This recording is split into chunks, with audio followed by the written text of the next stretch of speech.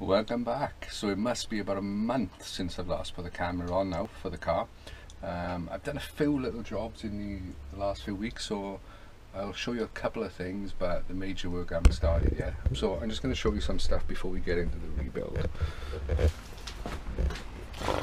Right, one thing that pops up very often in my videos and online is people ask, how do you run your servo brake lines? And this is how I do it. This is the standard forward bit that goes to a 12mm push fit wide piece. So then these are 12mm reducers down to 8mm pipe, one-way valves split in pairs, and these bits here, if you've seen my other videos, you know that I'm a window cleaner, and these are actually brush heads, or sorry, the pipes that go to the brush head and supply the water. So that's these bits there, they fit perfectly on, so that's how I I run them, and works great so far. And with the one-way valves in pairs there, if one of these was to pop off, then I don't lose vacuum pressure because I'm still pressurized in this side, so that works great. So a couple of things that I'm in the middle of working on. This stupid thing by here is something I saw online about how to build your own little knock detection, which is just a pipe that's running up here at the moment, and then I'm going to connect that to a headphones. Will it work? I don't know. I don't even know if I really need it, but since I've lowered the compression, I'm just thinking before I get the dyno, I want to make sure that's alright. And the other thing I've been having loads of problems with ever since I changed the power steering pump a few years ago is this damn pipe. Now this connects up under the power steering pump. There's usually a nut on here. I've cut that off at the moment, which I'll show you why, and that just keeps weeping. So come in here. So this is what the nut that would actually be on that pipe. There's a Teflon seal, and there's also seals inside, and once you've undone them out of the power steering pump, they just always seem to leak no matter how tight, and it's leaking from inside there. Trying to remove that nut off the pipe, the old one, to fit a new nut, you just end up damaging the pipe. I found it impossible, so I come up with this idea. This is the original nut. Cut the pipe, and I've welded the pipe to the nut. So obviously I've had to cut it and separate it, otherwise I'd never be able to screw up into underneath the pump. And that's where these 10mm plumbing compression fitting come in. So this is my idea that I'm going to try.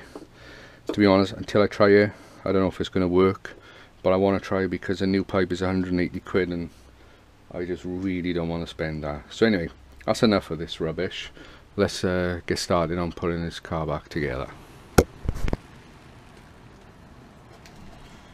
Don't forget to clean out your bolt holes, people. Don't want any water in there.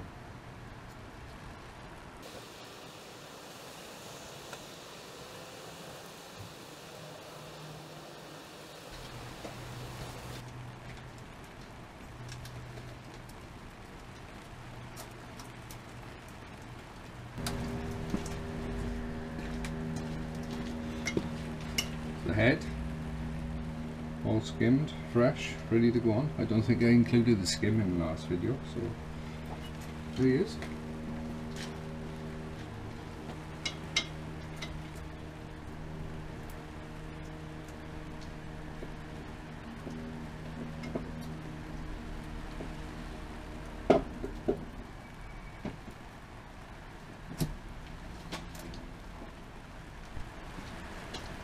Right, so I've gone through the first rotation of the bolts, which is 20 Newton meters.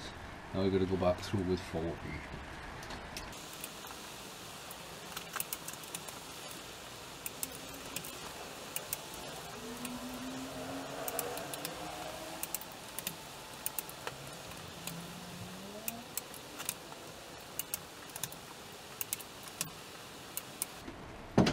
Okay, so that's 40. Now I've got to turn through 90 degrees, so I'm just going to get ready for that.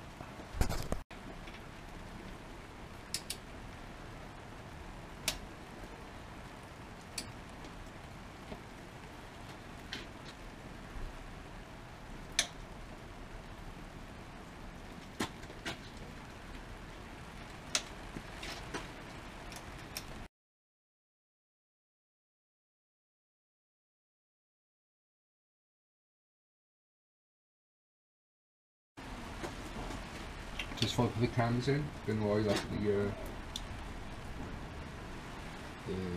whatever the hell we call.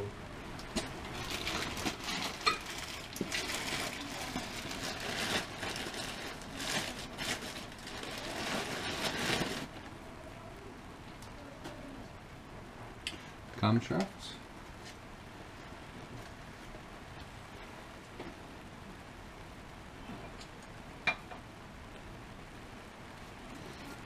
Seeing that? Remember in the video before, I snapped the end off the cam. Well, one of my viewers offered me a free cam, so thank you very much, Wayne. Very much appreciated.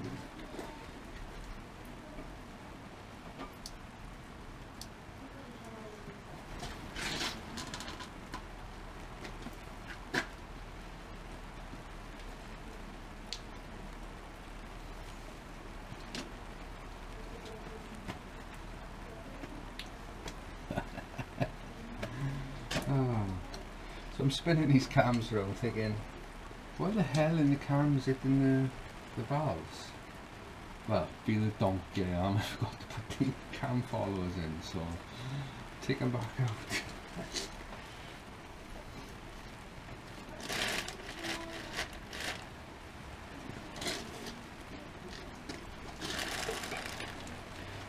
One ball every day, eh?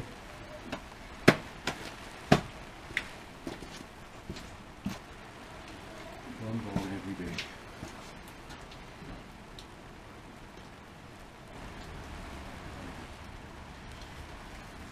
Should we try it again? Oh, make myself laugh.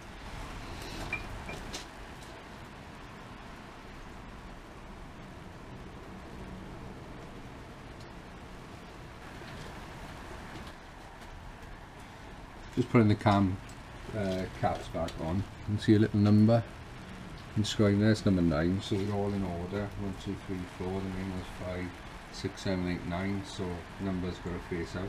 Make sure they all go back in the right order. This one I've just cleaned up. I've got to put a bit of sealant on the face. That's just some light staining. It is clean. So I'll put some sealant along there. And then pop it on back on. I've got the sealant on when I need it on this one, so sticking back in.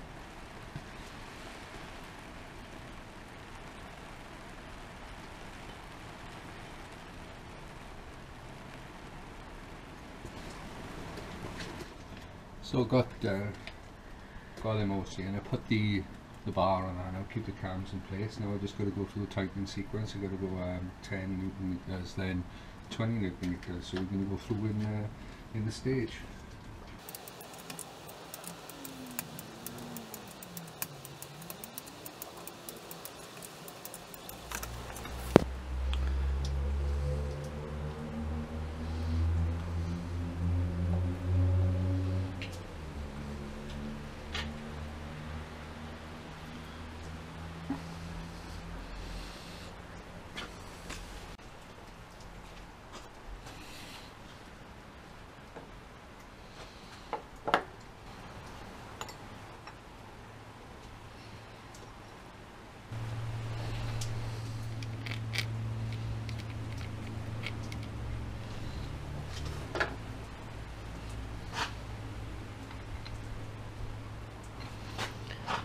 So timing belt's on, tensioned up. Now what I gotta do is oh, what the hell is it called? Torque up the pulley. So I don't want to break the end like I did last time. So there's flat spots in the cam, so I set a more gups there. And we're only talking to 68 Newton meters. So let's tighten the inlet up.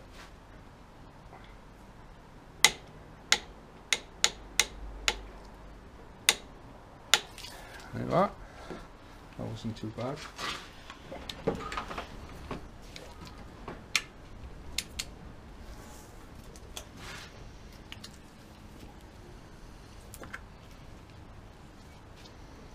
Trying to improvise here.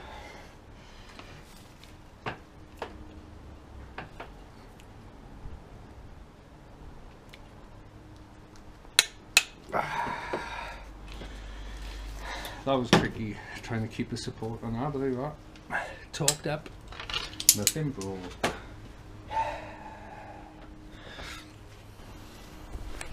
Okay, so now what I'm going to do is I'm going to set the retard on the exhaust cam pulley, because when you refit it you have to go back to 0, and also when you remove it obviously put it at 0 before you remove it.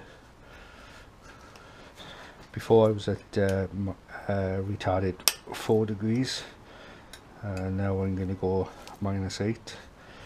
Probably play with it a little bit on the dyno, but I think I'm going to be closer to 8 this time than 4.